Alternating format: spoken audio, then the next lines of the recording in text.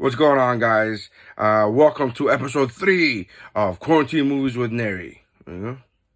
Take a second, read the title. All right. Today's episode is going to be about the iconic, the classic 1997's James Cameron's Titanic. It won 11 Academy Awards, tying it with Ben-Hur for the most Academy Awards of all time for a single film. I got nominated for 14.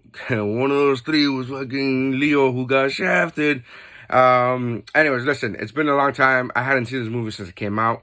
It came out in theaters 22 years ago. I saw it in theaters. Maybe saw it twice in theaters, and I know for a fact I own the 2 cassette box, the 2 cassette movie. Like, that's how long the movie was, that it took 2 cassettes. I know for a fact that I own that. However, I don't recall exactly watching it at home, but I must have. If I owned the VHS, I must have seen it. So, it's been 21 years at least since I had seen this movie. So that's how long I had gone since seeing the movie. I remember thinking the movie was okay, but I thought it was overrated back then. I was like, I don't get the big hoopla. I don't see why this is such a huge deal. But I did like the movie when I saw it. So, went back to see it again last night. We saw it again. Have a couple notes here. All right. First of all, Rose, can we all acknowledge that Rose is awful? She's an asshole. Rose, young Rose, old Rose, all the Roses, fucking asshole. Just gonna go ahead and put that out there. You could call that old lady sweet and whatever the fuck you want, and I'm sure she is, but she's a fucking asshole. All right, let's just whatever. She is. She's not. She's spoiled, and even when she's old, she's like talking to her granddaughter, and she's fucking. I don't know. It's a whole thing, man. You see the movie, you know she's not a good person, or not the greatest of person. But Billy Zane, who is the bad guy. Gotta be honest with you, I don't think he's the worst guy. I don't think he's like awful. Oh my God, he's just a rich prick, I guess. But he's not the worst guy in the world. He shakes her up and he's like, "Oh, you're my fiance. You treat me as such and respect me and don't make a fool out of me." He's not wrong. I mean, if you think he's really not wrong. I mean, I'm not the kind of yelling at your girl kind of guy, but that was over the line. But I don't know. It wasn't the craziest bad guy in the world. Movie was good, man. I liked the movie. I enjoyed the movie. There's a couple scenes in there which I thought were like, first of all, can we just talk about the sex scene, right? Because that's one of the iconic scenes in cinematic history, much less this movie.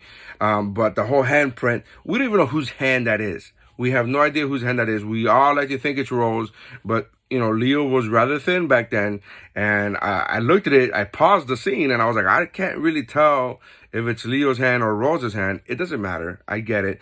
But it was one of those things and then here's what I noticed about the handprint scene, right? On the car, the sex scene.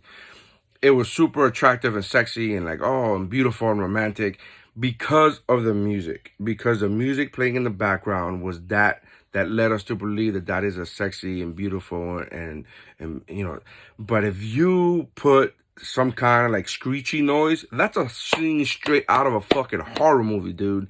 Legit, that is a fucking horror movie scene. That is nightmare fuel.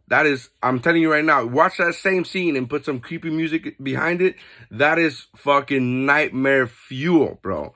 So I just thought that was funny as shit. But I did like the movie, man. It was good. The CGI, I gotta be honest with you, James Cameron is known for CGI and his special effects but the CGI in his movie doesn't really hold up. And it's weird to say that because most of the CGI is like sky and wind and ice. Just fucking ice. Like, do you understand what, like the when they're actually crashing, when the moment of impact with the iceberg, do you understand that it was one of those things where the CGI for the iceberg, it doesn't look as good as the T-1000. The T-1000, like literally, the T-1000 looks so much better that it's even not like nowadays at age so much better. It looks more realistic than a piece of ice. So how does a cybernetic robot, liquid nitrogen robot, look better than ice? Like it just didn't age well. But aside from that, you look past that. Obviously, you could tell when the scenes are a little boat, like a little model. They have a little model of a boat. You could tell that now. They should remaster this movie. I think they should remaster it and make it a little better, a little sharper.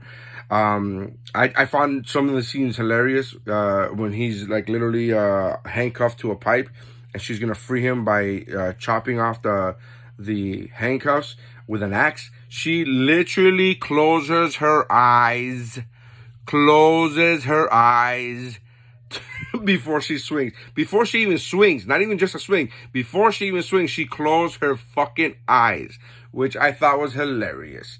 You know, but the movie's good, man. I like the movie. It was a really good movie. I'll give it 4 stars. 4 out of 5. I was going to give it 3, but I think 4 is a good movie. 4 out of 5 stars. The problem is it's too long. By too long, I mean that there's 2 separate movies. There's the love story, and then there's the disaster film, and I would watch either one of those halves at any given time throughout the year, but to watch all of them together is just a lot for me. And this is coming from a guy whose favorite movies are Braveheart, Gladiator, and Goodfellas, and those are all very long films. But they're all just one film, not 2 films mushed together. So I feel like it should have been done Titanic Volume 1 and 2. With that said, 4 stars. Go out and watch it again. If you haven't seen it in a long time, go out and see it. Go out and watch it. It's good. I think it's worth a rewatch. If you have seen it previously or recently, then you're a fan and you don't need this review. But thank you for checking us out. Thank you for checking out the review. Click on the little bell. If you're on YouTube, click on the little bell so you get notifications of when I post. If you're on Instagram, click on the little arrow so that you know when to post. Follow me on Instagram. Everything is at Nery Signs. On Twitter, everything. So make sure you follow me. And then do me a favor, check out my website, geekbro.net. Check out that site. My comedy website is nerysigns.com. That's good, and I hope you check that out. I have a CD that's for sale. We're doing a quarantine, so money would be fucking nice. So buy that. Do me a favor. Buy the album. It's called Manchild. Pause for that. And check out the other things on nerysigns.com. But geekbro.net is where I have all my podcasts. So check out geekbro.net. We have amazing podcasts from all, not just mine, but I have a whole network of podcasts. I have friends of mine who post great stuff and get you through this quarantine. Thank you for checking us out. Peace.